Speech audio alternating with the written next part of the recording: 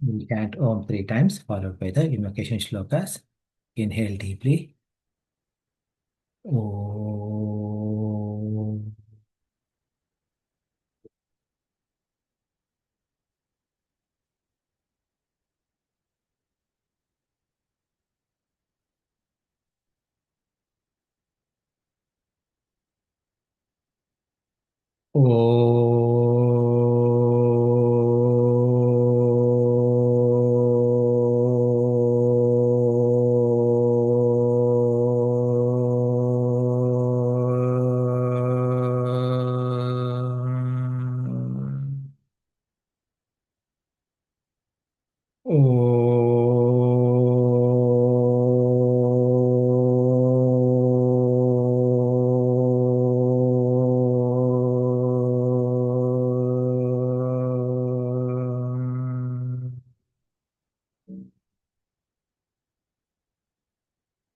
Om Sahana Vavatu Sahana Bhunaktu Sah Viryam Karavavahai Tejasvinavadhitamastu Ma Vidvishavahai Om Shanti Shanti Shanti समस्तजनकल्याणे निरतं करुणामयं Namami चिन्मयं देवं सद्गुरुं ब्रह्मविद्वरं सद्गुरुं ब्रह्मविद्वरम् Hari Om, welcome back. So we are covering chapter 8 of Bhagavad Gita. So now chapter 8 comes after chapter 6, 7. So, what else we did in Bhagavad chapter 8 so far? Even before that, let us quickly take a quick view of Gita because it's a while since we met. We met after 2 months now, 2.5 months. So, in Gita, we are studying the nature of human being and the nature of the Lord. And we come to a conclusion that we as a Jiva and Brahman are one and the same. The discussion started in chapter 1 with Arjuna having a meltdown when he is facing his enemies who also happen to be his own relatives. So his question is based on that meltdown. He had basically two questions. Actually, one question. What is my duty? What should I do? Tell me clearly. This is the question that he asked Lord Krishna. When that question was asked, Lord Krishna started off saying, instead of answering that, he could have simply answered with one line, your duty right now is to fight, just fight. But because Arjuna has asked this question, tell me what is right for me, absolutely right. The word that is used is Nishreyas. So Shreyas is what is good for everyone, whereas Nishreyas is absolutely good. So that's what Lord Krishna did is that he started teaching Arjuna the entire Bhagavad Gita. Whatever he taught to Arjuna has become Bhagavad Gita rather. Right? And this Bhagavad Gita is the essence of all major Upanishads, I mean, majority of Upanishads. So sometimes we actually see some of the shlokas are essentially a repeat of, I mean, like they are repeated as is from one Upanishad or other Upanishad. So there are speech shlokas from Katha Upanishad, etc. Now, understand that Lord Krishna, he himself in fourth chapter says that he has given this knowledge to so many people in the past, and that knowledge was uh, disappeared. So he comes back and he gives this knowledge occasionally, okay, at times. So what we have seen in these Upanishads is the same knowledge given by Bhagavan himself in Vedas, okay, as in Upanishads, etc. So there's no such thing as he copied something else, okay. It is his glory, his knowledge. He's coming again and again to teach the same thing. Now, When Arjuna asked this question, what is the right thing for me to do? Obviously, the answer is to perform our duty is the right thing to do. But what is our duty is based upon who we are. So that's why Bhagwan spent time explaining who we really are in first set of 6 chapters. So that is that we think that we are this body that we are, but we are not this body. This is anatma. This is other than my true self.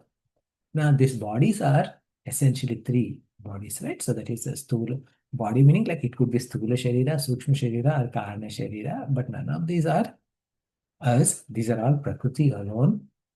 And now this is my true nature is absolute Brahman. Once this kind of understanding is done, then what should I do? So my first and foremost thing, as I mean, if you look at my absolute true nature, one who understands my absolute true nature as Brahman alone, for them there's nothing to do because Brahman is infinite and uh, it is complete. And because it is complete and there are no desires, there's nothing to be done. Yet they do things for people, for the sake of people around them, to establish right contact so that the people don't get deluded, other people don't get deluded. So now, from a Jiva perspective, what is my duty? Is my duty is to attain moksha. That is my duty, my absolute duty. Why? Because I was being born again and again from the time immemorial. And as I'm being born from time immemorial, and I'm going through life after life after life, and if I don't do anything about it, I'll continue to be born again and again. And we say that we have about 84 lakhs types of beings are there in existence. So we will be born in any of those beings. We'll be born in the womb of a tiger or a bug or a rat or a tree or whatever, right? So, and even as a human, sometimes, I mean, like many a times, there are a lot of humans, there are a lot of suffering, etc., that is going on all around the world.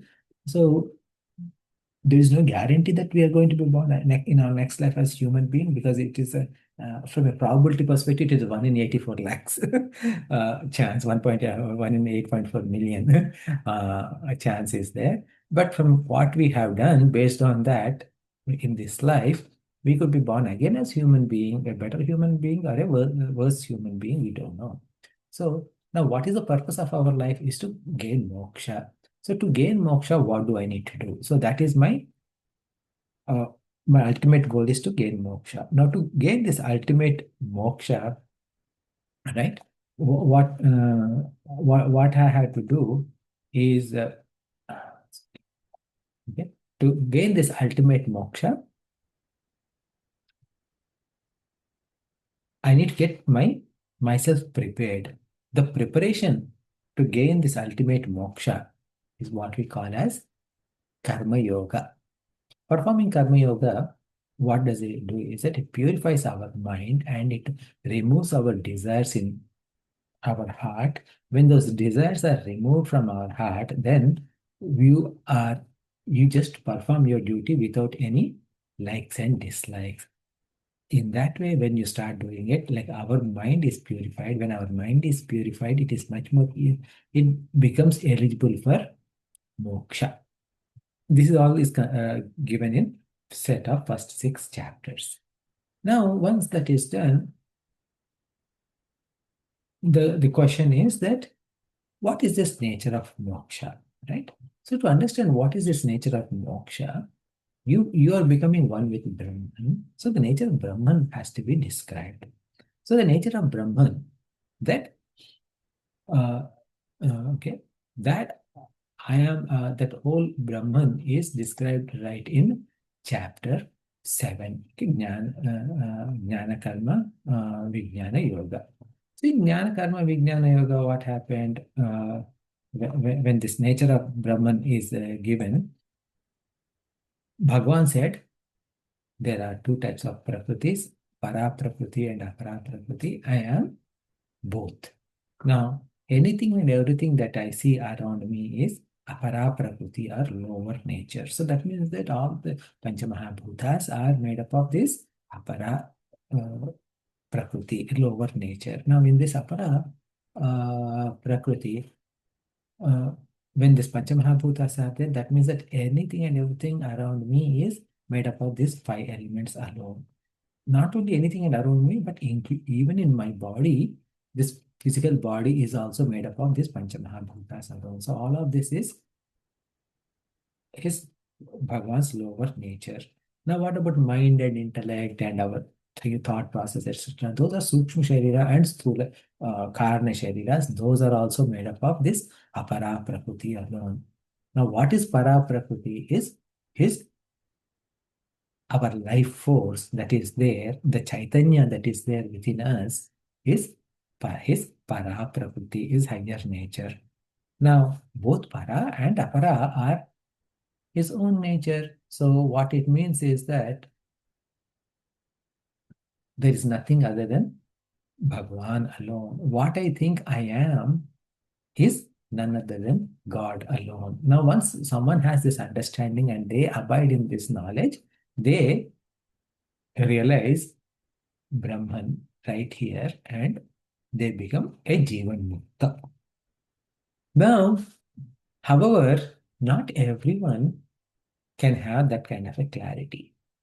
When they don't have that kind of a clarity, what is the next step? Like a step down. So then, instead of Jivan Mukti, they can perform something called as essentially what they can do is they can treat God as separate from them, but they also understand God is one with them. Okay, so when that is done, then it will lead to something called as Krama Mukti.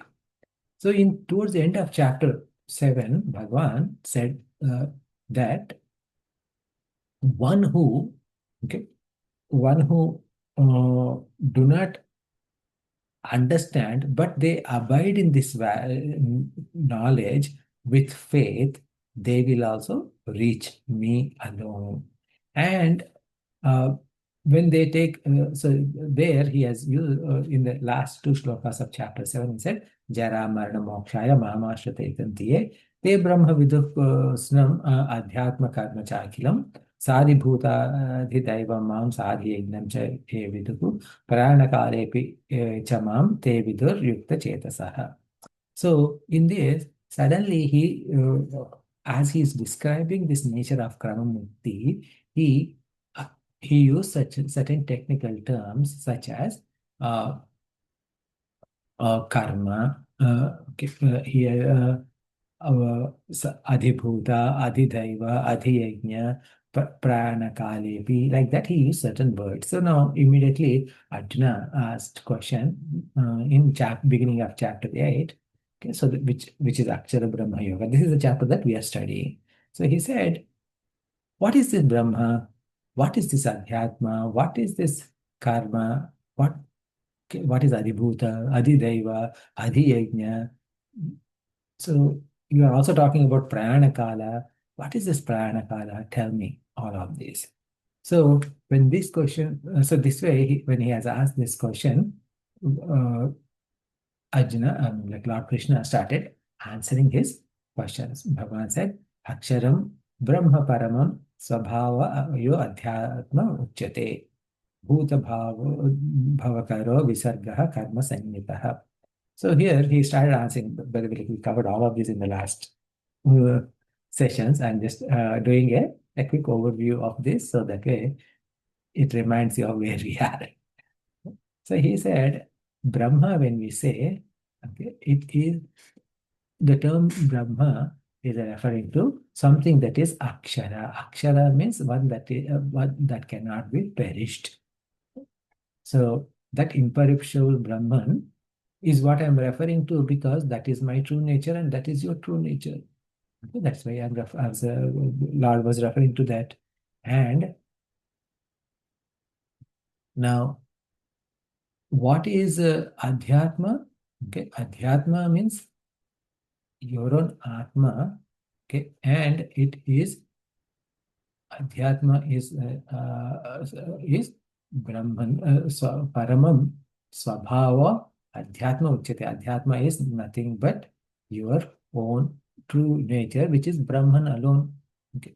And Bhuta Bhava Bhava Karo Visargaha Karma Sannitaha. So now what you call as karma is nothing but it is a yajna that is performed. Okay?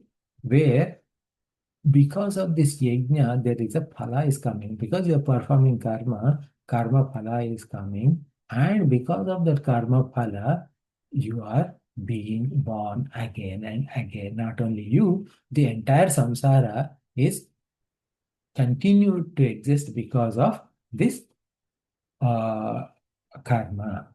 Adhibhutam ksharo bhavaha purushaschaati daivatam adhiyajñohamaivata dehe dehe bhutam varam.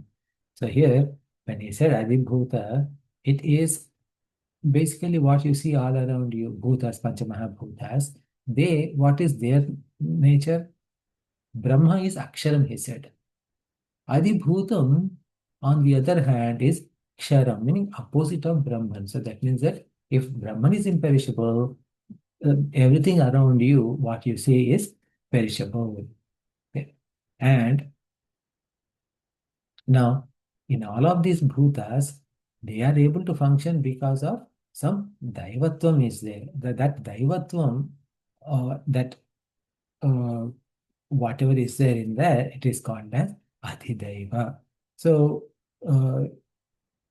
and finally, adhiyajnam, whatever the performance of yajna, whatever you are doing, right? The performance of yajna from a yajna perspective, from an outside yajna, when you perform, yajna vai Vishnu, that is a term that is said. Yajna vai Vishnu means Vishnu is in the form of yajna.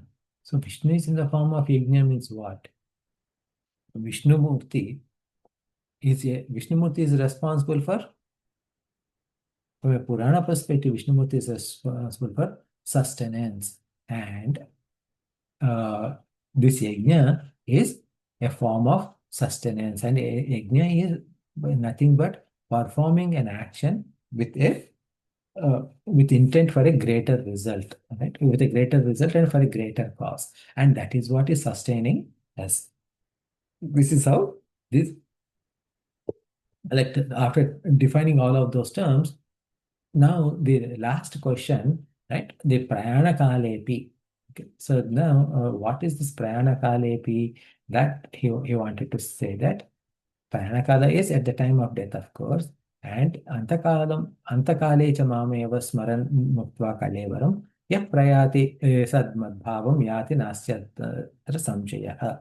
So, mm, at the time of death, if someone is uttering my name and thinking about me, they are going to achieve me. But, oh, that's a simple thing. So I can do any parties or anything like that. I mean, I can enjoy my life. And now I can, uh, at the end of my life, I can think of God.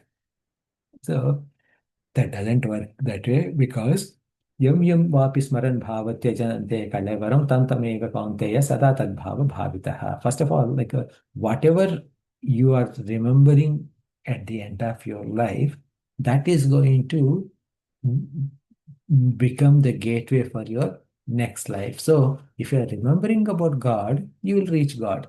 If you are remembering about something else, you will reach that. Okay. So now, what you remember at the last minute is based upon what you did throughout your life. So he says, Tasmat sarveshu kaleshu mamanusmara yudhyacha mayarpita mano buddhir mame vaishyam asamshayam. So if you are thinking throughout the life about God, you will reach God. I mean, like you will, your last minute also, you will be able to think of God. And to do that, what we need to do is Abhyasa Yoga Yuktena Chetasa Ananya Gamina Paramam Purusham Divyam Yati Pardhanu Chintayan. So now, obviously, like, so what to be doing to do for this? I had to I cannot really think about God, but I had put a practice. I had to make a practice to think about God. And as I'm doing this Abhyasa Yoga, like practice, Abhyasa Yoga also means Karma Yoga. So you practice using Karma Yoga along with Karma Yoga, and then you will reach God.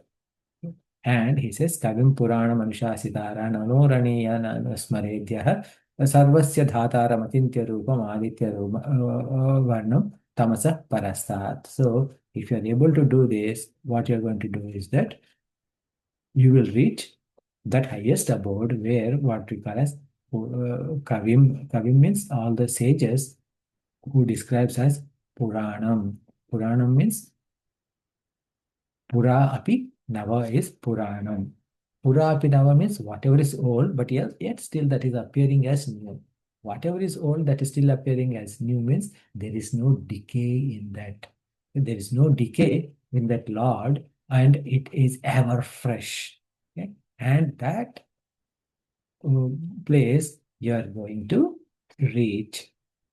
Now, then after saying this, what he starts saying is that he starts explaining some additional tips and tricks, okay, to make it easy. So he says, Prayana kale manasacharena bhaktya yukto yoga balena cheva bhuvar madhye pranam aveshya samyak sataparam purusham upaiti divyam. So here he says that at the time of death, if someone is actually able to bring their pranas to their bhruvor madhya, like between those eyes, so that means that he is talking about the yoga marga. Okay, so that okay, so where they know that they are going to die and they prepare their body for that. Okay, and so then they start preparing to leave their body through their eyes or through even kapala. So the in those kind of things, when okay, so that is one type of a trick, not trick. Okay, one type of a what you call help that can help us to reach God easily. Then now, so that means that not all of us can do yoga. Yoga marga is requires asanas we need to do properly, pranayama you have to do, and then pratyahara, then dharana, dhyana, samadhi, all of these we have to get used to and get familiar with. So if that is not possible, then I'm going to tell you one more. What is it? Yadaksharam Veda Vido Valanti Yad Yadeto Vitaragaha Yadichanto Brahma Charyam Charanti Tatte Padam Sangrahena Pravakshe. So there is a Aksharam. Aksharam is imperishable, but is also Aksharam also means it is a syllable. Okay. And what is the syllable or what is that imperishable that I'm talking about is it is about all the Vedas talk about this Akshara. Okay? This Yad Akshar Yad Aksharam. Okay. Uh, eh, Veda Vedanti, meaning those who know the meaning of these Vedic statements. What do they do? They teach it to their disciples. Okay? And the goal of all these Vedas is this Aksharam, meaning which is imperishable Brahman. This Akshara Brahma is represented by one syllable called as Om, which is itself is a combination of four matras. Matras meaning sounds. A, U, M, and silence together become Om. So this Vitaraga Yatyade Vishanti, meaning those people who have completely put an end to their uh, desires, they will uh, get to this knowledge. and they will enter this. Vishanti means entering. Entering where? This Brahmapadam. Okay. Yadichantam brahmacharyam charanti. So, and these people like yat ichantaha means desiring which. Okay. They are charanti, simple meaning of charanti is they are walking in brahmacharya. Meaning, one is that you can understand it as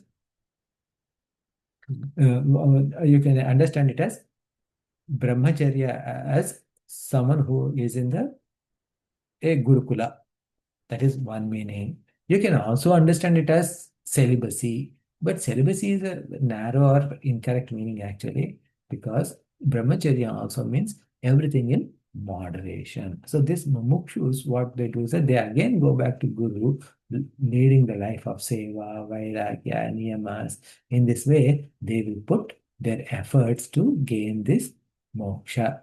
Tat te padam sangrahana pravakshe. So now he's saying the Lord is going to explain that what Vedas are devoted to, okay, and desiring which all Mahatmas are meditating, desiring which someone, you and I, people like you and I go to Mahatmas, that is going to be explained in a very concise manner. Sangrahena means in a concise manner. This Akshara we talked about, Om. So as it has three syllables, a, u, ma, and the a represents this whole waking world, u represents our dream world, and mu represents our deep sleep world.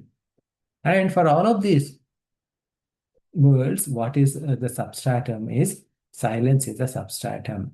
And what is superimposed on silence is the sounds. So a, u, ma are superimposed. Silence is the substratum.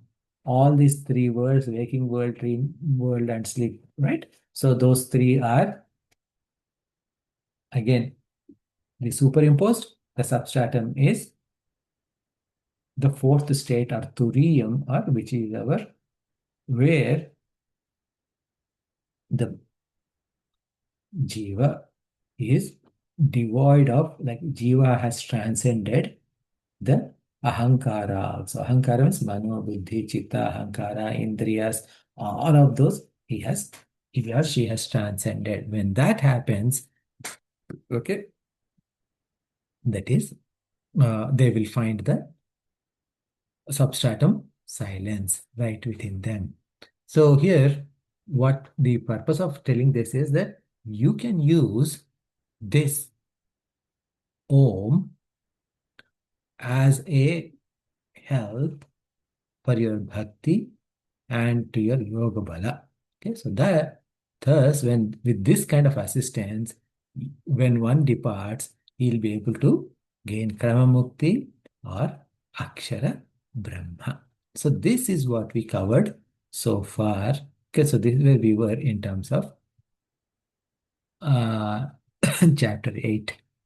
Okay, so I want to pause here and see if you have any questions on the summarization of where we are and what we were doing before we go to our next shloka. Any questions? On chapter verse 11, is he saying like they should take brahmacharya? Because in the earlier chapters we read like you can still do this while you are involved in your karma and you're doing your duties and all. Mhm. So in this one, is he just saying that the rishis did this, or is he saying we should do that? Like to really attain him, Mhm. you need to really, give up the worldly desires and take brahmacharya. Is what I'm curious about. Okay. So brahmacharya, again, as I mentioned, right, living in moderation is brahmacharya. Mhm. And now, living in moderation means what? You have your responsibilities, continue to work on your responsibilities and complete your responsibilities. Now, don't wait until you finish your responsibilities to start your spiritual journey. Mhm. Keep your spiritual journey as your ultimate goal And think about your responsibilities as like doing finishing your responsibilities as a necessary prerequisite to get there. Mm. Okay, so that should be the attitude. So now, see, for example, I just mentioned that, okay, brahmacharya also means these mumukshus, you need to meet your guru on a regular basis to leading a life of seva, niyamas, vairagya, all of that, right? So that means that what? So you, so for example, like Swami Shantananda ji is here, right, in Boston right now. So I came to meet Swamiji. Like you also, what I was asking you before the class is come to one of his sessions this evening if you can.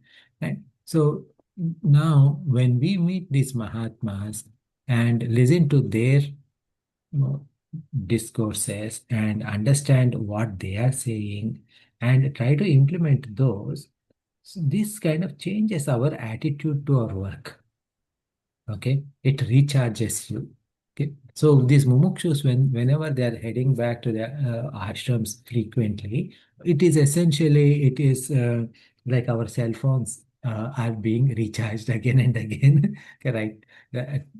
See, like we at a physical our physical body recharges over the night properly, and when it is properly recharged in the morning, it is ready to take the next day on head on. Okay. In the same way, what happens is that these mumukshus, as and when they see that their interest is somewhat waning or their practices, etc., are they think that they are getting attracted to the world a little bit more, so immediately they run to their guru. Okay, and then they stay there, listen to those classes, and do the seva, etc. So in that case, what happens is that they feel recharged. Okay, they get a new vigor for they get a stark reminder of their ultimate goal to attain Brahman, and they come and they continue. So that is what brahmacharya is. Okay, so with that, what we will do is that we will start with our next shloka. Okay, so uh, this shloka I'll break down the words. Sarva Dwarani. Together it becomes Sarva Dwarani. This is Samastapada. Samyamya, that is also single word. And then Manaha, Hrudi, and Manaha and Hrudi together they become what do you call Manas and Hrudi, right? So it becomes Manohrudi, Niruddhya cha. Then Murthyadhayatmanaha. Now this one, there are three words. The first one is little bit of a tongue twister, Murdhi, and then Adhaya Atmanaha. So Murdhi Adhaya becomes Murthyadhaya. And Atmanaha added Murdhyadhaya Atmanaha. Pranamastito. Again, it has got two words. Pranam and Asthitaha. Yoga Dharanam. Yoga and Dharanam together. Yoga Dharanam. Now, there is, uh, uh, but this shloka is not complete on its own. It is attached to the next shloka, 13. So we will chant that 13 immediately after 12. But first, let us chant 12. Okay.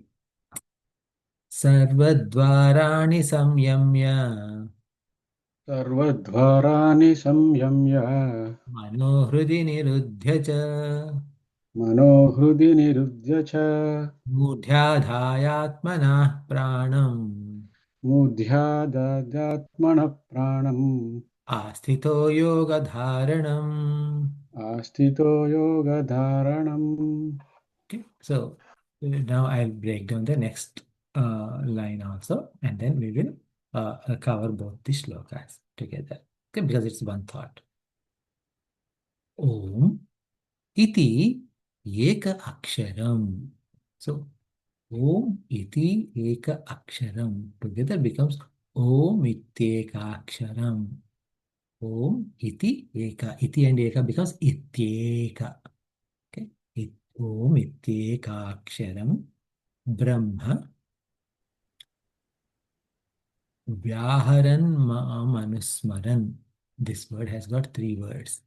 Vyaharan Maam Anusmaran. Yeah, single word.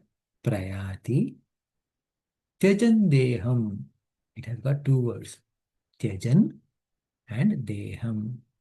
Saha, that Saha become, there's Yaha before. So, yeah, wherever there's Yaha, Saha has to come. But that Visarga is gone because it is connected to the next word. So, Sayati, Sa and Yati, Paramam Gatim. So, this is the breakdown. Omityekaksharam Brahma Vyaharamanusmaran Yah Prayati Tajan Devam Sayati Paramam Gatim. So please repeat after me. Omityekaksharam Brahma Om Ityeka Brahma Vyaharanmamanusmaran Vyagaran Mama Anushmaran Yah Prayati Tajan Deham Yaprayati Nitya Tegam Tyajan Deham Tajantegam Sayati Paramam Gatim. Sayati Paramagatim. Okay, so thank you. So here, what happens is Sarvadvarani Samyamya Mana Hrudi Nirudhya Mudhi Adhyaya Atmana Pranam Asthita Yoga Dharanam. So let us see the individual word by word meaning. Sarvadvarani. Dvarani means oh, Sarvadvarani dvaras are doors. Sarvadvarani means all doors. Okay. So all doors, what do you mean by all doors? Are you talking about house? How many doors are there, etc.? If you think about, it is kind of that doesn't make sense, right? So if you're not talking about any house, etc. So here, what are those doors then? Okay. So if we say Purusha, okay, Purusha means what? What is in today's world we translate Purusha as male, a man. Okay, but Purushaha is not necessarily a man. It is what we say. There is a Puri. The Puri means city. Okay, and in that Puri, there are 9 doors. Navadvare Puri. Okay, 9-doored city is there, and in that city with 9 gates, let us say, and one who is lying down, Puri Shena Titi Purushaha. One who is lying down means like one who is in that Pura is called as Purusha. So this 9-day or 9-gated city is nothing but our physical body. Okay. So when we say gates, we're talking about the apertures through which the indriyas escape outside. Okay. So that means there are 2 gates here. Through these gates, eyes are going outside. 2 nostrils through which the indriyas of smell, they are going outside. 2 ears through which the ears are going outside. Mouth is taste. And similarly, the karmendriyas, one is like excretion and the other is urination, or actually not about urination, but it's about reproduction. Okay. So they're all going outside in one way or other. So So now when you say Sarvadvarani Samyamya means essentially you close down, like Sarvadvarani means it is referring to all the doors through which all our Pancha Jnanendriyas, etc., they may go out. So the Sarvadvarani Samyamya means control all these doors. That means that secure all these doors. Meaning what? Close down all these doors means what? It is basically asking, withdraw our senses from all the sensory apertures and place them in the mind. Because all these indriyas, they report to mind. Okay. How do you know that these indriyas report to mind? Okay.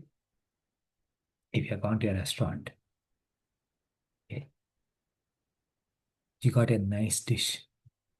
It is sizzling, hot, and aromatic. Okay.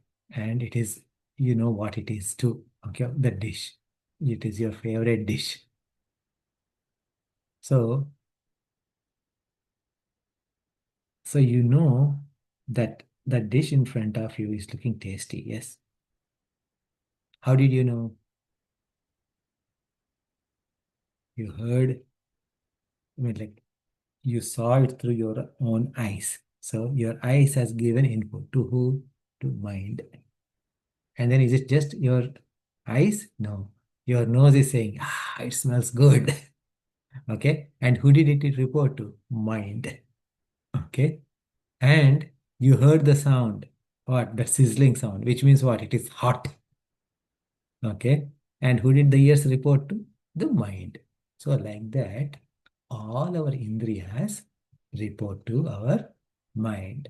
Because of that, what we need to do is that when we withdraw all our senses from outside, they are resting in mind. But then I may close my eyes, close my nose and ears, everything. Maybe like in the sense like, let us say I go into a soundproof room, okay, where there's no food or no smell. So then obviously like the uh, jnanendriyas, meaning organs of senses, they are kind of controlled if I close my eyes at that time, because ears are not working in the sense like ear, there's no sound, right? And no smell, no taste, nothing to taste. It's like, I mean, like no candy in my mouth. So, but what happens is that what about mind? This mind is throwing different thoughts from the past about the future, all of those. Right now, this mind also has to be controlled. Just like the indriyas are packed up into the mind has to be packed up into heart. That's the idea. It says, Manaha Hrudi Nirithyacha, meaning bring the mind into the heart, meaning heart is the uh, physical uh, the physical heart is a golaka for our antakarana. Antakarana so golaka, we talked about this golaka and indriyas long time ago. I'll just remind you. Our sense of vision is independent of the physical eye. Okay. The physical eye is the golaka, okay, for our vision. Okay, so sometimes if vision leaves, this golaka is there, but it is useless. Okay, similarly, like our nose is golakas for our ability to grana shakti, like that, right? So what we say is that the golaka, the physical golaka for our antakarana, meaning mana, buddhi, and chitta and ahankara, for all these four, the golaka is considered as our physical heart. Okay, so now That means now when you bring this mind into this Ruti, what it is saying that you withdraw your mind from rest of the body. Okay. That means that it can be done with dhyana, right? So which is like meditation, etc. Now, what about what do we do next? Atmanah pranam mudne adhyaya. So now Atmanah, okay, and this Atma, what we need to do is that Atma also had to be done. Something has to be done. What needs to be done is that Atmanah, this here, pranam mudne adhyaya, meaning here pranam is breathing. Okay, that breathing has to be taken, like Atmanah prana means yourself, your own breath. Okay, your breath, your pranas are to be brought into your head, to the top of your head. So when you breathe in, what happens? Breath goes into our lungs and comes out. But he's saying you actually can inhale to the top, to the head also. So this is something that you can actually learn through yoga asanas. I mean, like practice of yoga, like how to breathe to the top of the head, etc. So don't try it out without any.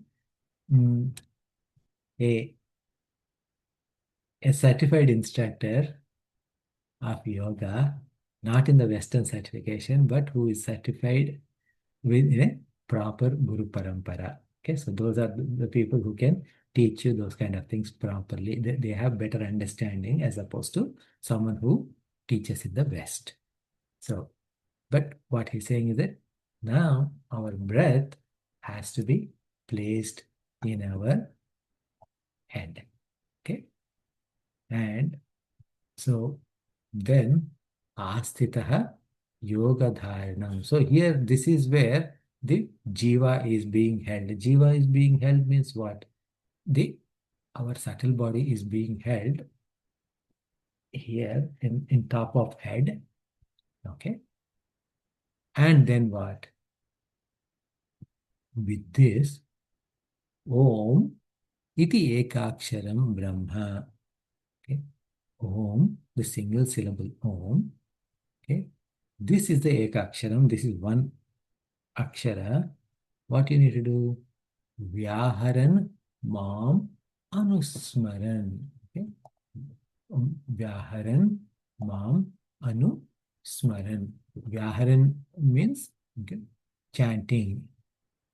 Chanting, what are we chanting? Om. In the single syllable, Om. And how are you chanting? Mam. Mean Mam anusmaran. Smaran means remembering. Anusmaran means remembering after. Remembering after means remembering Bhagwan, Mam, okay, with according to my teaching. So it is not like, oh, I'm thinking about Bhagwan as this way or that way. No. We have to think about Bhagwan the way Bhagwan has taught about himself. So that means what? What is Bhagwan teaching about himself? He is in and out of everything. He is everything. So that way we have to understand Bhagwan and we need to remember according to him. And then, so that means you're chanting Om and you are remembering Bhagwan and Deham Tyajan. So in this way, one who uh, drops off this deha, then yaha prayati saha. So then there is a said right yaha prayati, one who tries this. Then saha, that one will reach me. Okay, saha paramam gati. So he will reach the Paramam Gati. Gati means destination. And he will reach Paramam Gati means the final destination, the ultimate destination, the highest destination. This is what Yati. Yati means reaching. Okay, so that's what he does. So here, so in the across two shlokas, what it's saying is that while this yoga is being done, right? And pranava, so well, like sorry, while yoga, you can do yoga, but also along with that, you can add Omkara. So when you are chanting Omkara, okay, then the strength of Upasana becomes stronger. And their strength becomes stronger. So then what happens is that they will be able to control where their mind goes. Because right now, nobody knows where our mind goes. I don't know where my mind goes even now, right? So what to say about last minute? Last minute it is said that okay, so there's going to be a little bit pain in here, there, all over, because what is happening is that all these indriyas, etc., they're all trying to break from our body, right? It is almost like something is being pulled out of this physical body. It's a separation. So right now, think about Sthula Sharira, Sukshma Sharira, and Karna Sharira. So these three are packed in one.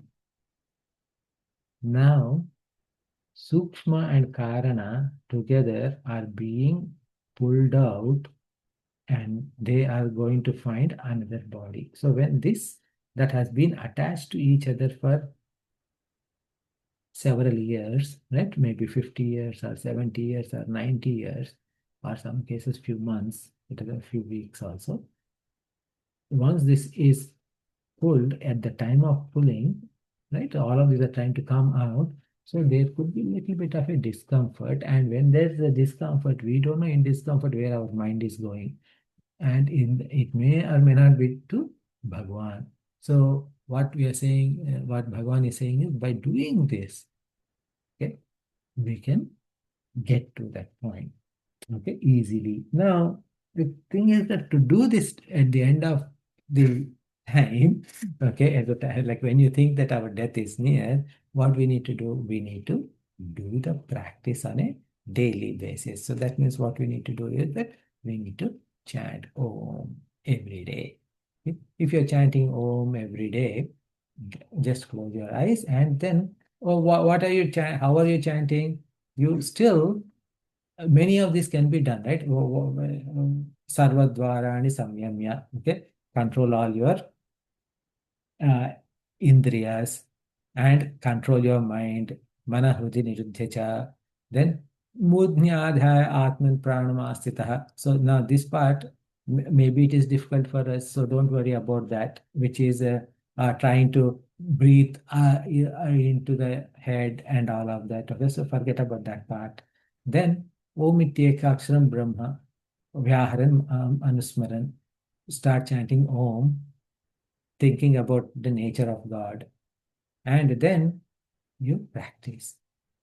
So as you are practicing like this, then automatically the mind will remember Om and it will become part of your mind's background. So like if you're chanting even like, whether it's Om or Om Namah Shivaya, Om Namo Narayanaya, whatever mantra, that if you're chanting on a daily basis for as long as you can and as long as you remember, right? So that means that like you're driving and you have nothing to do. So you chant Om Namo Narayanaya, Om Namo Narayanaya, Om Namo Narayanaya. Yeah. So evening you have gone to a soccer practice and you're waiting there. So chant Om Namo Narayanaya. So like that, if you keep on doing like that on a daily basis, on a regular basis, so it eventually becomes our second part. So then if you do it like long enough, you will notice that even as soon as your mind is free, your your mind is chanting Om Namo Narayanaya. So if you're doing that practice, it becomes, if that Om Namo Narayana chanting or Om Namah Shivaya chanting on a regular basis, that becomes your second nature, and you will automatically get this help, and this will strengthen your upasana. So with that, we'll pause here, and I want to check if you have any questions.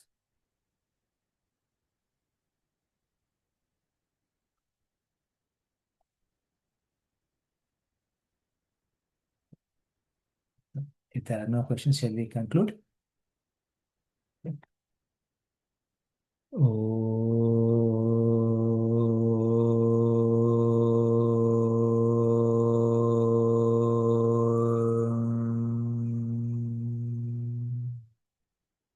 पूर्णमदः पूर्णमिदं पूर्णात् पूर्णमुदच्यते पूर्णस्य पूर्णमादाय पूर्णमेवावशिष्यते ॐ शान्तिः शान्तिः शान्तिः हरिः ॐ श्रीगुरुभ्यो नमः हरिः ॐ